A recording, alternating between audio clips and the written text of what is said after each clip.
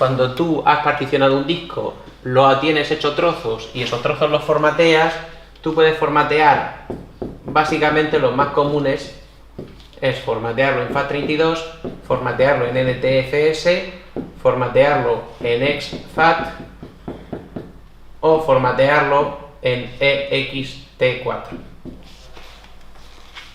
Estos son básicamente las opciones de Windows y esto es lo que os recomiendo para Linux. Para Linux hay muchísimos sistemas de ficheros, pero este es el estándar de facto. Luego siempre os podéis meter en un foro de fans del ZFS y os dará 1000 razones por las que el ZFS es mejor, que no lo dudo, pero este es más fácil. En Linux, básicamente, ext4 o el que diga por defecto el sistema operativo que estemos usando en ese Linux en concreto. En Linux básicamente no hay ningún problema con los sistemas de ficheros. En Linux el ext4 no tiene básicamente ninguna limitación que se pueda medir desde un punto de vista humano. Puedes crear todo lo que te dé la gana con la profundidad que te dé la gana y como te dé la gana y no hay mucho más que controlar, simplemente funciona muy bien y punto. En Windows es más complicado. Cuando tú instalas un Windows hoy en día por defecto te lo pone en NTFS. ¿Os acordáis que los Windows actuales vienen de los Windows NT? Se llamaban New Technologies, pues el sistema de ficheros que llevaban los Windows New Technologies era el New Technologies File System, sistema de ficheros de las nuevas tecnologías. Lo que pasa es que el NTFS Microsoft lo sacó registrado. Tú no puedes hacer nada compatible con NTFS si Microsoft no te da una autorización por escrito, que normalmente es una autorización por escrito y pagando. Como con el tiempo se ha vuelto estándar de facto, básicamente Microsoft hace la vista gorda o bien se lo ha tenido que tragar por ingeniería inversa o demás, no estoy demasiado enterado de cuáles son los detalles legales. Básicamente lo que pasa a día de hoy es que cualquier Linux o cualquier cosa básicamente es compatible con NTFS y no necesariamente le han pagado royalties a Microsoft, porque hay drivers que se hacen imitando el funcionamiento de NTFS y al final hacen que sea compatible con NTFS. Como os digo, es estándar de facto, pero todavía encontraréis con bastante normalidad cosas que no sean compatibles con NTFS. De hecho, es perfectamente normal que si una tarjeta, una micro SD, para ponerle un teléfono, la formatea en NTFS, el teléfono te diga que tú que te has creído, que no entiende eso. La alternativa debería ser exFAT. exFAT es un sistema de ficheros bastante más sencillo que NTFS, que no depende de NTFS, está hecho por una cosa que se llaman árboles balanceados y demás, que no nos vamos a meter en esos detalles. exFAT es muchísimo más sencillo y sería mucho más fácil implementarlo, y tampoco tiene ninguna limitación práctica, ninguna limitación realista. El problema que tiene exFAT, por lo que no está más implementado, es porque Microsoft también lo tiene registrado. También tienes que pagarle a Microsoft para sacar algo compatible con exFAT. Entonces se da una situación bastante extraña, que es que aun a pesar de que es un sistema de ficheros más sencillo que NTFS y que debería llevarse mejor con sistemas de pocos recursos y demás, pues es más difícil encontrar dispositivos compatibles con exFAT que con NTFS. Pero, repito, pasa perfectamente que tú, por ejemplo, en un móvil le metes una tarjeta formateada en NTFS y te dice que a tu casa, y sin embargo si se la metes formateada en exFAT te dice que encantado, que sí la entiende. Y, por desgracia, porque como os digo, estos dos están registrados, todavía se sigue usando y sigue existiendo esta basura que se llama FAT32.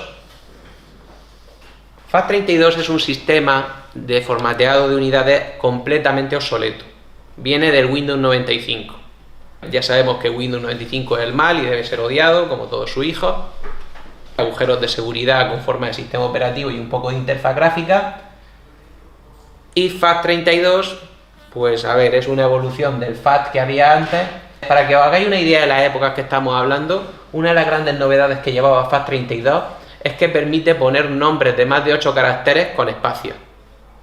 Ese es el nivel que estamos hablando de innovación técnica.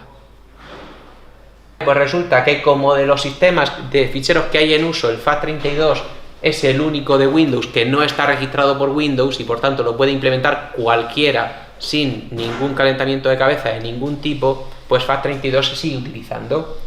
está en absoluto retroceso, porque FAT32 tiene dos limitaciones gravísimas. Una es que no se pueden hacer discos de más de 2 tebis. Que diréis, bueno, José Antonio, no es para tanto, no hay tantos discos duros de más de 2 tebis. Bueno, estamos de acuerdo, no es tan grave. La segunda es la grave: no se pueden grabar ficheros de más de 4 gigabits. Y esto ya sí es gravísimo, porque hoy en día ficheros de más de 4 gigabits es una cosa perfectamente normal. Pero es que además nunca he entendido por qué. Sinceramente me encantaría saberlo. Oye, si alguien lo sabe, por favor que me lo ponga en los comentarios, que me lo diga ahora. Nunca he entendido por qué, pero encima de todo, cuando tú te pones a grabar en un disco FAT32 un fichero de más de 4 gigabits, en lugar de decirte algo así en ese plan complicado de no se puede grabar porque el sistema es incompatible y demás y tal, en lugar de eso te dice no queda espacio libre en el disco. ¿Os ha pasado alguna vez que en el pendrive quedan 60 gigas libres y dices, pero si estoy intentando grabar un archivo de 5, me dice que no queda espacio, pero quedan 60 libres? Siempre que os pase eso, es nuestro querido y encantador amigo FAT32, que le damos besicos en la frente por lo majo que es. Entonces, ¿qué tenemos que hacer? Cuando nosotros instalamos un sistema operativo, entonces, un sistema operativo, pues básicamente, según estemos en Linux o en Windows, si estamos en Linux, lo que os diga por defecto, normalmente es XT4, repito, hay sistemas mejores, pero XT4 es una maravilla y no da por saco ninguno, XT4 es el bien, y en Windows NTFS, que tampoco os va a dar ningún problema ni nada. Si tenemos una partición en un disco que queremos compartir entre Windows y Linux, esa partición nos conviene también ponerla en NTFS, porque cualquier Linux moderno no tiene ningún problema para entender una partición NTFS, pero sin embargo los Windows, a ver, tú puedes hacer que un Windows entienda una XT4, pero es bastante más complicado que un Linux entienda una NTFS. Un pendrive básicamente podéis ponerlo en NTFS o ponerlo en exFAT. La ventaja que tiene en exFAT es que en general va a funcionar algo más rápido, porque NTFS se lleva mejor con archivos pequeños y con estructuras de directorios complejas, y exFAT va a funcionar más rápido con cosas más sencillas, sobre todo en pendrive lentos. El problema que tiene exFAT es que va a ser más difícil que sea compatible, por ejemplo, con determinadas distribuciones de Linux, pero vamos, a instalar un paquete tampoco es nada especialmente grave. Y luego, si tienes una tarjeta SD para un móvil o una consola o similar, pues en general suele ser buena idea ponerla en exFAT,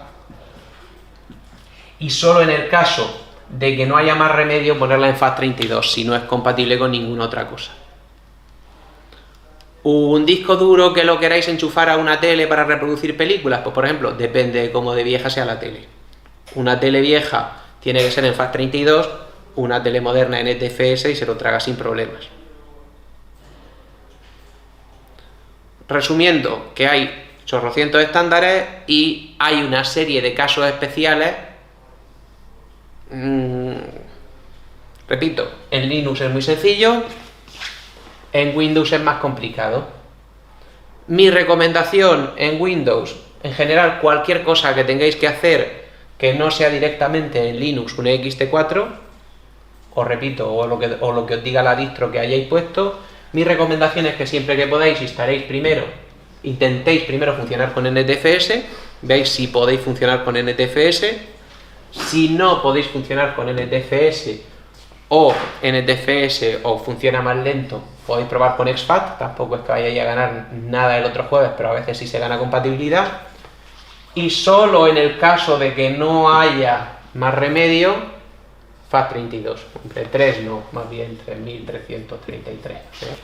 Cuando ya no tienen ninguna otra opción, pues FAT32 porque, pues yo qué sé, es mejor eso que morirse.